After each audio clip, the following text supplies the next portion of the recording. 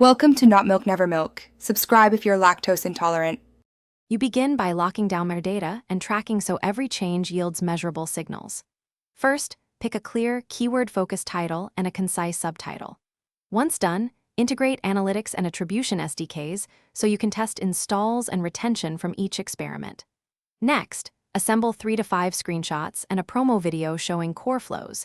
These assets directly impact conversion. You should draft an initial short description with target keywords, then publish a private build or staged rollout to collect first metrics. You now move into iterative optimization. Run /B tests on icons, screenshots, and the short description to improve click-through and installs.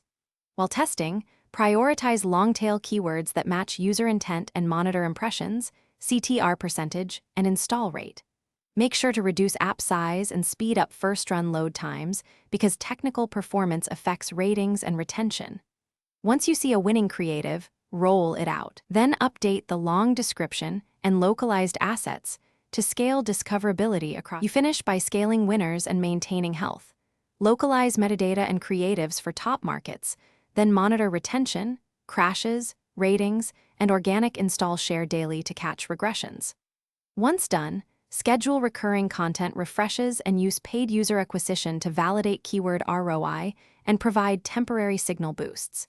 If installs or rankings drop, immediately check crash logs, a /B test wins, and whether an App Store policy change occurred. Fixing crashes or reverting a recent creative often restores performance quickly. Thanks for watching. If this was helpful, leave a like and consider subscribing. See you next time.